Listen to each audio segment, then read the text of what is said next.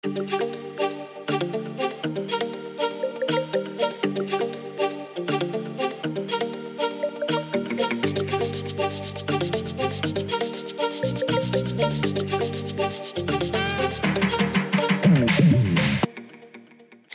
bonjour la team, bienvenue dans le laboratoire de l'amour, ton laboratoire. Ici, comme tu sais, on fait tes analyses.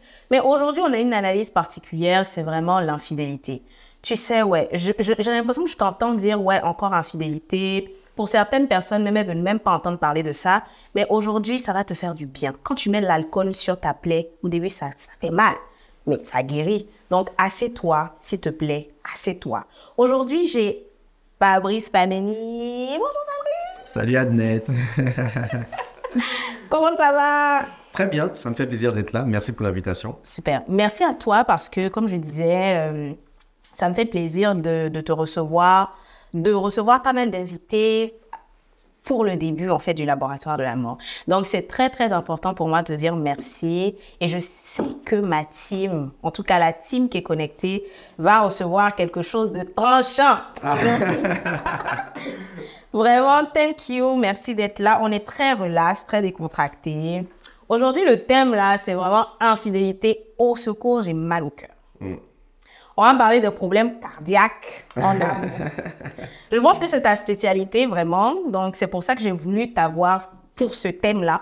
Parce que aujourd'hui, on voit pas mal de choses sur les réseaux. Tout le monde parle d'amour. Il y a plein de choses. Mais combien de personnes apportent la vie vraiment à travers leur speech? Ils ne sont pas nombreux. Hein? En tout cas, nous, on prend le lead. Dieu nous arme pour ça. Donc, je sais que toi, tu es outillé pour ça, par la grâce de Dieu. Aujourd'hui, là, s'il te plaît, laisse-les. Faut parler. Bon, déjà, est-ce que tu peux te présenter un peu à toute la team? Ok, donc bonjour à tous et à toutes. Mon nom est Fabrice Fameni. Je suis coach, influenceur, planificateur financier, entrepreneur. Et ma passion, c'est de transmettre de façon générale ma connaissance et d'aider les gens à pouvoir réaliser leurs objectifs à tous les niveaux. Donc, c'est un peu ça ma présentation. Ah, super. On a quelqu'un de, voilà, multitâche aussi, bien outillé. Ouais. Je pense qu'il faut oublier quelque chose. J'ai oublié. Bien. On n'aborde pas ça, le côté... Non, tu as une autre casquette. J'ai plusieurs casquettes. Oh, tu as une autre casquette à l'église, par exemple. Ah, mais ok, d'accord. Oui, donc je suis en fait dans les soins pastoraux. Je suis actuellement assistant pasteur.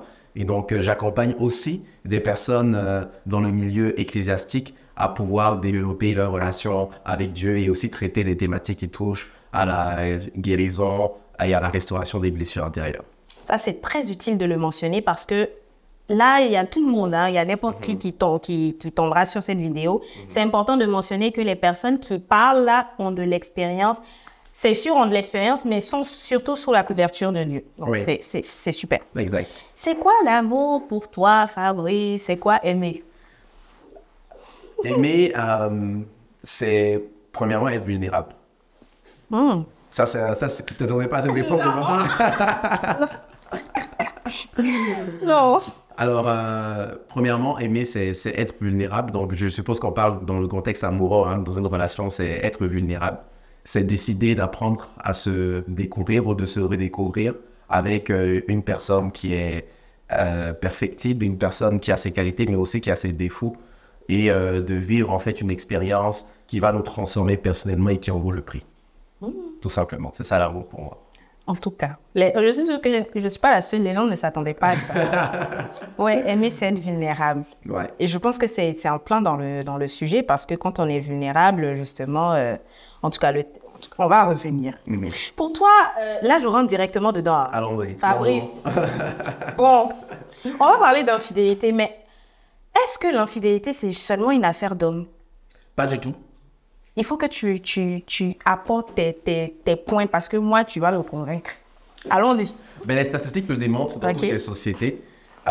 Autrefois, on pensait que l'infidélité était masculine parce que les femmes n'avaient peut-être pas les mêmes droits que les hommes. Et aujourd'hui, l'infidélité féminine, et j'ai envie de dire que même l'infidélité féminine est dans les faits peut-être beaucoup plus élevée que l'infidélité masculine parce que les femmes savent bien s'y prendre, tout simplement. Je t'assure, j'ai pensé à ça. Nous, on sait bien.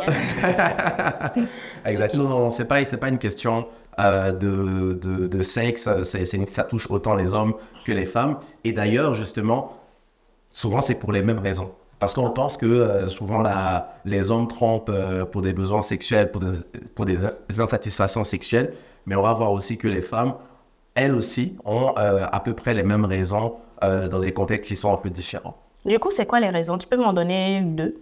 Deux, ok. Ben, premièrement, ce qu'on a pu observer, c'est que l'infidélité vient lorsqu'il y a une routine. C'est-à-dire lorsqu'on est dans une relation et qu'on ne se sent pas comblé, on ne se sent pas écouter nos besoins émotionnels. J'aime bien le dire que l'âme est faite pour aimer et elle est faite aussi pour être aimée. Et quand on rentre dans une relation et on ne vit pas l'amour, on ne ressent pas l'amour, on ne se sent pas considéré, valorisé, donc le vide se crée comme la nature a horreur du vide. Donc on aura tendance nécessairement à combler ce vide-là à l'extérieur. Deuxièmement, il y a aussi le fait de ne pas vouloir vivre des fantasmes sexuelle avec son partenaire. Donc, peut-être que la partenaire ou le partenaire est fatigué, ou peut-être qu'il y a des tabous qui n'osent pas en fait être percés, ou il y a des réticences, il y a des blocages. Donc, il n'y a pas en fait la possibilité pour un partenaire d'être vraiment épanoui, de pouvoir jouir pleinement dans sa relation sexuelle, dans son couple. Et donc, il a besoin de tenter de nouvelles expériences, ou elle a besoin de tenter de nouvelles expériences, et que ça vient aussi avec les cycles de vie, hein, avec les différentes crises. Donc, il y a tout le côté en fait hormonal et psychologique qui joue aussi là-dedans. Donc là, infidélité, quand il y a infidélité, parce qu'il n'y a pas vraiment un épanouissement complet. Exactement. Il n'y a pas vraiment un épanouissement complet. Toutefois, il peut y avoir aussi infidélité même avec un épanouissement. C'est ça que je voulais dire. Franchement, je voulais dire qu'il y a des gens là, non, tu leur donnes tout, mais bam, tout pareil. Exactement. Et ça, bon, je vais présenter un peu les différents cas de figure. Le premier cas de figure, c'est que l'infidélité peut être génétique en fait. C'est-à-dire, il y a des personnes qui ont des prédispositions génétiques, éducatives, environnementales, avec leur passé, leur famille, leur culture, à prioriser le plaisir au détriment de l'engagement. Ok, donc j'ai vu que tel a trompé, mon cousin a trompé, mon papa a trompé, donc moi aussi je trompe. J'ai grandi dans cet environnement-là, mais en fait, cet environnement ne vient que confirmer ce qu'il y a à l'intérieur comme valeur de cette personne. Ok. Parce que moi, je ne crois pas que l'environnement t'influence. Je crois que l'environnement est un prétexte pour confirmer ce que tu es à l'intérieur de toi. Donc, j'aime ça. Fabrice, là, il y a quelque chose qui arrive dans mon esprit en même temps. Tu sais, souvent on dit, mais on est né comme ça, les hommes trompent, Dieu a fait ça comme ça. Fabrice, est-ce qu'on est infidèle? Alors, ça, c'est une question qui est très, très, très profonde. Je n'ai pas envie de dire si on est infidèle ou pas. Je dis simplement que l'homme, comme la femme, a des désirs qui sont insatiables. Donc, c'est sûr et certain, si on remonte dans le temps, on va voir par exemple que chez nous en Afrique, dans les pays noirs, en fait, le régime matrimonial était la polygamie. Donc ça donnait déjà un peu le temps des besoins en fait humains et particulièrement chez l'homme. Mais aujourd'hui, il faut aussi prendre en considération, avoir cette maturité pour comprendre que aucune femme, et ça peut-être être très très difficile à accepter, aucune femme et aucun homme ne peut combler à 100% son partenaire. Ça, si on est assez mature pour accepter ça, il faut du recul, il faut de la maturité pour ne pas déjà même se sentir coupable de ne pas avoir fait suffisamment. Voilà, parce que souvent ça peut être en fait un cercle vicieux de le sens où si mon partenaire me trompe, ça veut dire que c'est moi qui ne suis pas assez bonne, etc. Okay. Il peut y avoir des explications, mais l'infidélité reste une décision et un choix. L'infidélité, oui, merci de... Oui. L'infidélité reste une décision, c'est pas... Ça ne s'impose pas. On n'impose pas à quelqu'un d'être infidèle, c'est ça? Exactement, ça reste une décision. Je donne souvent l'exemple en disant que la fin ne justifie pas les moyens. Si par exemple, je vis dans une condition précaire, j'ai pas d'argent et que je vais braquer une banque ou bien je vais braquer une épicerie pour pouvoir nourrir ma famille, cela n'enlève rien en fait du fait que je viens d'enfreindre la loi. Donc mon acte en fait est répréhensible par la loi. Donc aller contre son engagement, c'est une décision personnelle. Il peut y avoir des facteurs qui peut vous influencer à cela. Mais parmi ces mêmes facteurs-là, il y a des gens qui auront un système de valeurs différent des vôtres et qui vont trouver des solutions, on va dire, beaucoup plus saines plutôt que de rompre cet engagement moral. Donc, en gros, tous ceux qui sont infidèles, si tu es infidèle, c'est parce que tu décides. Bon. On est au labo, on est dans le laboratoire de l'amour. Les gens ne font pas même, c'est pas grave. On est dans le laboratoire de l'amour parce qu'il y a une maladie là qui circule, la fidélité. Ouais. Okay, mais tu comparerais l'infidélité à quelle maladie? Waouh, quelle maladie? Qu'on voit souvent, en fonction des dégâts que ça cause. Ben, je dirais le diabète. Pourquoi? Parce qu'au début, on ne se rend pas compte. On se dit, non, mais ça, c'est rien. J'ai envoyé un petit message. J'ai regardé simplement cette fille ou bien cet homme avec une attention particulière. Et puis, c'est au fur et à mesure, comme on dit souvent, qui vole un œuf, vole un bœuf, c'est au fur et à mesure qu'on est exposé à des choses qui ne sont pas exclusives, en fait. Parce que l'infidélité, pour moi, c'est faire quelque chose avec une autre personne qui était censée être exclusive avec notre partenaire. Donc, c'est au fur et à mesure qu'on ouvre des brèches, des portes, que là, maintenant, on pratique. Ça devient maintenant une habitude de culture, en fait, d'infidélité. Et c'est un peu comme le diabète. Donc, tu fais pas attention à ta consommation de sucre, de gras, etc. C'est bien plus tard que tu te rends compte que, finalement, c'est très difficile de pouvoir rattraper le tien. Ah, ok. Du coup, les gens souffrent en silence, les gens sont malades. Il y a beaucoup qui sont... En fait, avant même de parler des gens qui sont malades à cause de l'infidélité, moi, je veux qu'on centre le débat sur les personnes qui trompent, qui sont infidèles. Okay. Pour toi, c'est sûr, tu as parlé d'épanouissement, manque d'épanouissement, mais concentrons-nous sur les personnes qui sont épanouies en couple, c'est-à-dire qui sont avec quelqu'un qui est correct, mais qui ne peuvent pas s'empêcher de tromper. Oui, ça c'est... Honnêtement, c'est quelque chose qui va rejoindre principalement les hommes cette fois-ci. Là, je peux le confirmer. Alors, c'est, comme je l'ai dit, une question de valeur, de culture. Il y a des personnes qui ont ce besoin-là de toujours voir à l'extérieur, qui ont besoin de se prouver même peut-être à eux qu'ils sont capables d'attirer, qu'ils sont capables de séduire.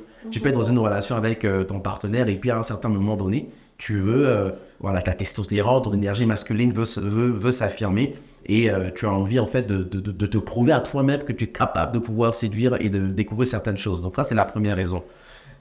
Deuxièmement, et là peut-être que ça va choquer quelques femmes, mais il y a des infidélités masculines qui sont même parfois thérapeutiques. Donc, je vais expliquer. C'est-à-dire que il y a des hommes qui ne savent pas réellement ce qu'ils veulent. Ils ne savent pas ce qui est bien pour eux. Et donc, ils peuvent être dans une relation qui est bien, mais ils ne sont pas conscients en fait de la valeur de cette femme-là, de la qualité de cette femme. Et le fait d'aller à l'extérieur, le fait d'avoir une aventure avec une femme qui a supposément de plus belles qualités, lorsqu'ils vont finir ce qu'ils ont à faire avec eux, ils vont réaliser au final, mais pourquoi est-ce que je fais tout ce cirque à l'extérieur alors que j'ai avec moi la femme de mes enfants ou bien une femme qui a telle valeur, telle qualité, etc. Donc parfois, ça vient aussi comme un état de choc pour se rendre compte que au final, tous les défauts que tu reproches à ton partenaire, finalement, l'herbe n'est pas plus verte ailleurs. Donc ça, c'est le deuxième cas de figure. Le troisième cas de figure, ce sont des personnes qui sont blessées, qui ont mal-être en fait. Et là, on n'en parle pas souvent. Il y a des personnes qui sont en relation, mais elles ne sont pas épanouies individuellement. Et quand on n'est pas épanoui individuellement, peu importe le bien-être que ton partenaire va te faire, ça ne sera jamais suffisant. Parce qu'il y a un bien-être qui doit être produit par toi-même, c'est-à-dire est-ce que tu es un homme qui est stable, est-ce que tu es un homme qui sait ce que tu veux, est-ce que tu es un homme qui a traité tes insécurités et tes blessures personnelles. Et il y a des fois où les hommes aussi vont être infidèles pour se venger. C'est-à-dire, ils ont tellement fait d'efforts pour que la relation aille bien, ils ont tellement pris sur eux, ils ont tellement supporté certaines choses. Bon là, je parle beaucoup plus des hommes, mais c'est aussi valable pour les femmes. Ouais. Et ils se retrouvent maintenant dans une situation où ils ont été incompris, ils ont souffert en silence. Et là maintenant, à la moindre petite erreur ou à la moindre petite occasion, ils veulent se venger. Okay. Tu vois, donc il y a moins de tolérance et moins de garde-fous qui permettent à la personne de pouvoir tenir maintenant. Parce qu'il faut le dire, et encore une fois, je sais que ça peut piquer, mais un homme qui est fidèle aujourd'hui, de nos jours, normalement, ça doit être quelque chose de normal, on va dire. Ça doit pas être un exploit. C'est pas un wow, quoi. Mais aujourd'hui, un homme qui est fidèle, c'est un exploit. Ouais. C'est une réalité. Donc, un homme qui arrive à tenir sa parole veut que son partenaire, donc veut que sa femme, sa copine, puisse valoriser cela. Et quand un homme ne se sent pas valorisé dans quelque chose qui est très difficile, quelque part, il se laisse un peu aller. Et ce serait bien justement d'arriver à cette communication-là pour qu'on arrive à un équilibre et que les efforts de chaque personne soient reconnus. Donc, les filles, nous, on a pas mal de... Enfin, on a quand même beaucoup à faire. On doit vous rassurer. Non, on ne doit pas vous rassurer, mais on doit quand même reconnaître, en fait, qu'on est dans une société où, voilà, l'infidélité est comme normale. Donc, quand on a un homme qui fait... pas l'effort, mais qui a de bonnes valeurs. Pas qui fait l'effort. Tu ne dois pas faire l'effort, tu dois être fidèle. Ok? Ouais. Mais quand on a un homme quand même qui a de bonnes valeurs, il faut quand même, voilà, le lui dire, le reconnaître. Exactement. Ok. Pas prendre pour acquis, en fait. Ouais, pas prendre pour acquis. Ok, parfait. Super. Maintenant, Fabrice, j'ai envie de dire, ok, regarde la caméra d'abord. Regarde ta caméra ici, ou bien là. Ouais. Enfin, entre les deux. Et puis, parle avec ton cœur, ok, aux personnes qui ont vécu l'infidélité, qui sont traumatisées, ok, et qui aujourd'hui, bon, voilà, n'ont plus foi en l'amour, en fait. Ok. Homme, femme, là. Oh, ok, très bien. Mais premièrement, vivre un épisode d'infidélité dans sa vie, peu importe même le niveau d'engagement, va créer en vous la blessure de la trahison. C'est-à-dire que vous avez donné votre confiance à une personne et cette confiance-là, malheureusement, n'a pas été respectée. Et ce qui va engendrer un manque de confiance de façon générale envers le sexe opposé, ça va aussi blesser votre estime, diminuer votre estime personnelle en vous disant peut-être que si cette personne ne vous a pas aimé, ne vous a pas respecté, ça veut dire que probablement vous n'en valez pas la peine. Il y aura aussi un manque de confiance, donc vos aptitudes, vos capacités à être dans une relation nouvelle et même à conserver une nouvelle relation. Donc, c'est très traumatisant. Je peux comprendre ces choses-là, mais la première résolution que vous devez en fait faire, c'est de ne pas vous penser que vous êtes une victime. Okay? Parce que le piège de l'infidélité, c'est de vous ériger en victime. Et quand on est victime dans la vie, on subit tout. On n'est plus acteur de sa propre vie. À partir d'aujourd'hui, comprenez que si vous êtes passé par cet épisode-là, la personne qui est la victime, c'est la personne qui a commis en fait l'infidélité. Je dis souvent que quand, exemple, une personne vous rabaisse, une personne vous méprise ou une personne vous abandonne, c'est elle qui a perdu parce qu'elle ne connaît pas ou elle n'a pas pu apprécier votre véritable valeur. Donc, à partir d'aujourd'hui, développez un mindset d'une personne qui va prendre le contrôle de sa vie et puis qui va se valoriser. Et la deuxième des choses, commencez à cultiver autour de vous des habitudes qui sont saines. Parce que souvent, on écoute beaucoup, effectivement, des histoires d'infidélité, des histoires de tromperie, etc. Et puis finalement, l'environnement ne nous aide pas parce que ça réveille, au final, cette blessure-là, ces traumatismes. Mais entourez-vous de personnes qui parlent de stabilité, qui parlent de maturité. Ayez des modèles autour de vous de personnes qui sont capables, en tout cas, d'incarner cette image de responsabilité que vous voulez dans votre propre vie. Donc ça, c'est vraiment très important. Ah oui, toi, c'est la compassion. Non, c'est tellement... j'ai envie de te dire merci parce que je sais que ça va rejoindre et ça rejoint des gens qui en ont besoin. Et comme je dis à toutes les émissions, nous, on est là pour semer. On sème la graine. Il y a sûrement quelqu'un d'autre qui va planter, qui va arroser. Et puis, voilà. Nous, on sème ça dans votre cœur. Donc, là où tu es, comme je dis, je ne sais pas où, peut-être à la maison, sur ton téléphone, au travail, à ta pause. J'espère que tu reçois quelque chose en ce moment. Même si tu ne le sens pas, sache qu'il y a quelque chose qui est semé en toi et ça produira certainement du bon fruit. Fabrice, j'ai envie de te dire, tu as écrit la préface du PPP. Oui. Donc, le PPP. Oui. Quel lien tu fais entre cet ouvrage-là et puis ne pas tomber sur quelqu'un d'infidèle ou bien vouloir changer parce qu'on est infidèle? Waouh, ok. Chic question. Alors, mais le lien que je peux faire rapidement, c'est que cet ouvrage permet... En fait, cet ouvrage n'est pas pour trouver la bonne personne. Cet ouvrage d'abord est pour se retrouver. Exactement. Parce que tu peux pas trouver, tu peux pas reconnaître la bonne personne tant que toi-même tu ne sais pas qui tu es. Et donc, le lien, c'est vraiment de déterminer en fait qui je suis, quelles sont mes valeurs fondamentales, quels sont mes principes de vie, quel est l'état de mon âme, à quel point est-ce que j'ai été influencé, justement tu en parles, dans ma famille, le modèle parental, etc. Donc ça permet en fait de redessiner, si tu veux, la façon de voir le couple et de voir un peu quelles sont les peurs, quelles sont les insécurités et tout, qui font en sorte que je peux avoir des prédispositions pour répéter un cycle qui est toxique. Exactement. Première des choses. Et deuxième des choses, moi ce que j'aime bien, c'est que aussi, la fidélité pour des personnes qui ont ce challenge, parce que tout le monde en réalité sera confronté à la tentation, ok, à l'insatisfaction, à un vide, à un manque affectif dans une relation. C'est ce qui compte, c'est ce que tu fais durant justement ce moment-là. Et c'est important justement d'avoir des valeurs qui sont fortes, pas qui sont adressées vers des gens. Parce que si tu veux faire plaisir à ton partenaire, à un moment donné, tu vas pas avoir toujours en fait l'envie de le faire vu que tu es blessé. Mais si tu veux te faire plaisir à toi parce que tu as travaillé sur toi, justement sur ta valeur, ton être intérieur, etc., tu feras des choses non pas pour l'autre, mais d'abord pour toi. Exact. On peut faire la coupe de sa soeur. Non, franchement, merci. Et puis là, je profite encore pour dire merci parce que tu as embarqué. Moi, quand j'ai écrit ça, je ne savais pas que c'était vraiment un pansement même pour moi. Oui. Dieu est tellement tout. Et c'est très pratique en plus. Hein. Oui. Donc, franchement, si tu l'as pas, le PPP, si tu es une femme, en tout cas que tu n'as pas le PPP, il est en vente sur les www.letouchetadet.com. Fabrice, le temps passe. Wow. Ok, oui, c'est déjà, le temps passe. Mais j'ai envie de te demander, on va revenir à Standard Divin. Oui. C'est important de parler de Standard Divin. Donc, on va revenir à Standard Divin. On sait déjà c'est quoi Standard Divin, tout ça. Bon, si tu ne sais pas, va sur Internet. Donc, est-ce que souvent vous êtes confrontés à des problèmes d'infidélité dans les couples? Mais bien sûr. Comment tu gères ça, justement? Alors, c'est tellement sensible, on ne peut pas faire de généralité.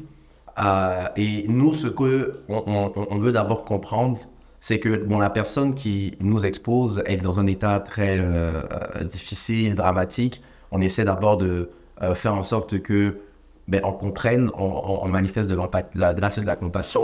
La grâce de la compassion. Mais ensuite, on essaie de voir vraiment... Non, franchement, la grâce et la compassion, avoue que c'était dur quand même. Non, c'était dur quand même. Surtout venant de toi. Surtout venant de moi. Maintenant, tu vois, je suis beaucoup plus dans la grâce. Ok. Ça, c'est la première des choses. Et deuxièmement, on essaie en fait de comprendre le contexte. Est-ce que c'est une infidélité qui est nouvelle ou est-ce que c'est une infidélité qui est tout simplement l'arbre qui cache la forêt? Voilà, donc on n'aborde pas en fait le défi avec le même angle, ça dépend du contexte.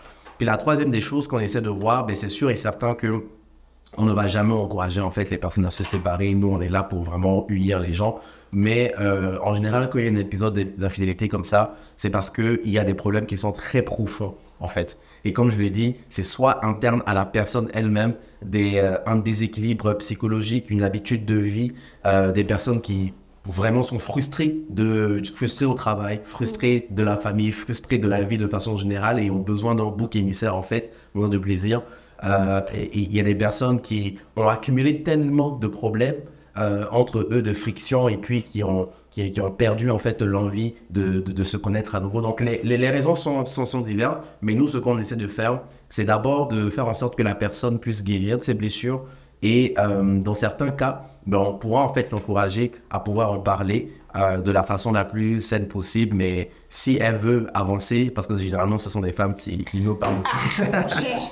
Parce que les gars, eux, ils prennent pas leurs deux pieds ou leurs mains pour vous écrire. Hein? Ouais, ils gèrent ça généralement. Donc ça veut dire que là, on a vraiment besoin, franchement, si je passe un petit message, on a vraiment besoin de plus de live, on a vraiment besoin de plus de choses pour les hommes. Ouais. Ils ont besoin de couches, bref. Et pour finir, on va finir sous peu, mais pour finir, j'aimerais te dire en mot de fin, même te demander, Fabrice, quand on t'écoute, il y a certaines personnes qui, moi ça me revient souvent, il y a des gens qui me disent « Oh Fabrice, comment on peut avoir des gens qui réfléchissent comme ça? On dirait qu'ils sont en perte sur notre planète, etc. » Où est-ce qu'on trouve les personnes imparfaites, mais qui comptent sur Dieu comme toi pour avoir, voilà, un bon foyer, une bonne qualité de vie. Où est-ce qu'on les trouve? On les trouve pas, on les attire. Ah bon? Là, ce sont les principes. Là, la grâce et la compassion, on met de côté les principes. Okay. Ce genre de personnes, en réalité, on les attire. Okay. Et puis, ça me permet de faire peut-être une anecdote. Souvent, on a commencé les matchings, hein, ça fait quelques semaines, quelques mois. Et on réalise que les gens, en réalité, veulent des choses, aspirent à des choses, veulent être avec des personnes qui ont certains critères, qui répondent à leurs critères, mais ne sont pas à la mesure, ne sont pas à la hauteur de ce que elles demandent. Donc, tu attires en fait à toi la personne, le type de personne que tu veux, que tu es déjà, en développant ces mêmes valeurs, en te mettant en valeur. En fait, il faut se mettre dans la peau de ces personnes, de savoir qu'est-ce qui va faire en sorte que leur regard va se poser sur toi. Tout simplement. Ça, c'est une réponse de façon générale. Okay. Mais dans la vie pratique, c'est être dans les mêmes environnements, c'est investir en toi, c'est être discrète. Il y a plein, s'entretenir physiquement. Donc, c'est tout en fait un éventail d'éléments, d'ingrédients qui permettent finalement de préparer le repas et d'attirer l'homme potentiellement parfait. Ah, j'aime bien l'affaire. Non, mais franchement, j'ai envie de dire merci. Mais nous, en tout cas, Mathilde et moi, j'espère qu'on va... Non, est-ce que je dis ça même? Parce que moi, j'aime garder le mythe sur est-ce que je suis en couple ou pas. En tout cas, j'espère que vous allez attirer des gens à vous. Et Fabrice, franchement, merci beaucoup de son passage au laboratoire. Et j'espère qu'on a pu parler à des cœurs qui avaient besoin d'une réponse. Mais je le crois, j'espère pas, je le crois. Et à bientôt, hein, Fabrice, sur Standard Divin. Allez voir Standard Divin et cherchez à avoir des coachings. Merci. Merci à tous. Allez, bye bye. Bye bye.